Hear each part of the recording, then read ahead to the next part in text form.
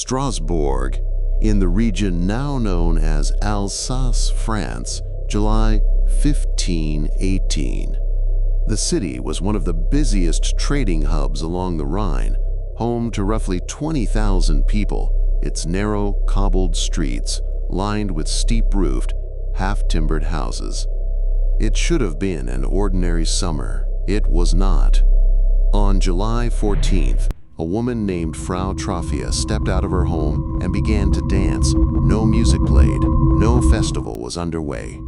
She simply danced and kept dancing through the heat of the day, through her husband's pleas, through her own visible exhaustion, until she collapsed. When she woke, she stood back up and did it again. Witnesses described her movements as involuntary, almost violent.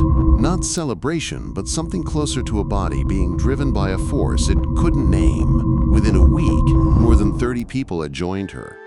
Within a month, by most accounts, the number climbed toward 400. They danced in the Horse Market Square. They danced through the night. Some danced until their feet bled through their shoes.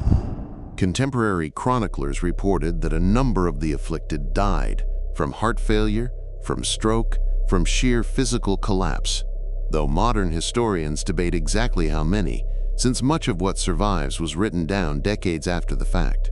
The city's response made it worse. Strasbourg's physicians examined the dancers and reached a verdict. This was a fever of the blood, and the only cure was to let it burn itself out. Their prescription was dancing, more of it, not less. The city council took the advice seriously. They cleared space in the grain market and the horse market. They built a wooden stage. They hired musicians, drummers, pipers, horn players, to keep the rhythm going, believing sweat and motion would purge the sickness from the body. It did not work. If anything, the organized dancing appears to have drawn more people in, spreading whatever was happening, like an infection with a beat. Only when the council reversed course, banning public music and dancing outright, and sending the worst afflicted to a shrine dedicated to Saint Vitus, a saint believed to hold power over such curses, did the mania finally break.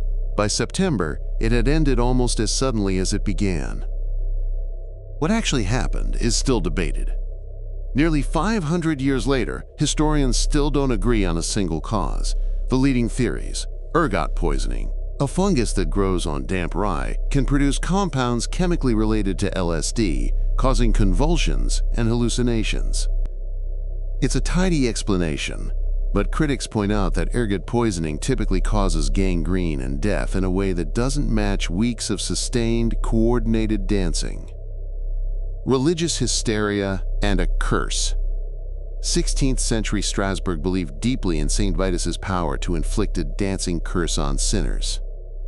Some scholars argue the plague was a form of induced religious mania, people dancing because they genuinely believed they'd been cursed, and belief alone can move a body further than most would expect. Mass psychogenic illness. The most widely cited modern theory, from medical historian John Waller, holds that this was a stress-induced disorder, the mind converting unbearable psychological pressure into an uncontrollable physical compulsion, spreading through a population primed by shared fear.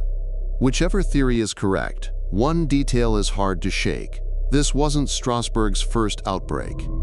Similar dancing manias had struck towns along the Rhine as far back as 1374, and smaller incidents followed for centuries after, as if something about that region, at that time, made bodies susceptible to breaking the same way.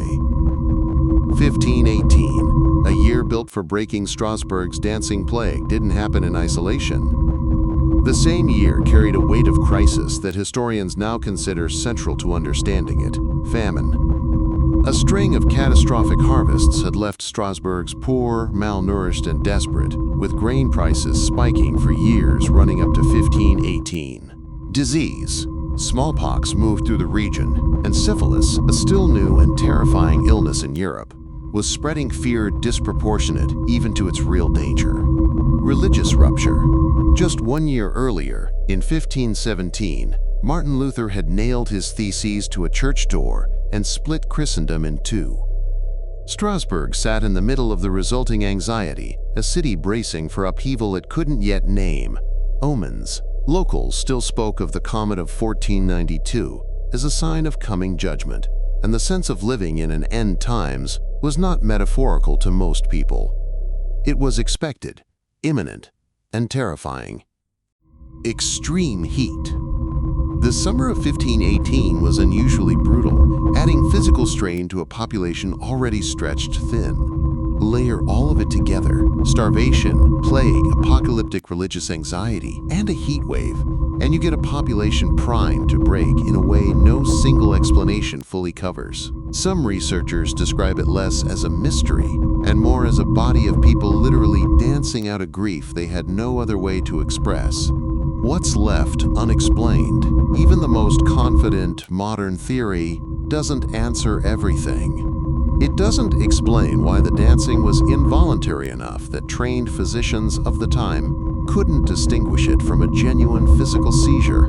It doesn't explain why some accounts describe dancers with vacant, unfocused eyes as though they weren't fully present in their own bodies. And it doesn't explain why, of all the stress epidemics recorded in European history, this specific affliction, compulsive, rhythmic, contagious movement, is the one that kept resurfacing in the exact same stretch of the Rhine, generation after generation, for nearly 300 years, before vanishing for good after 1518. If you haven't subscribed, please subscribe for more.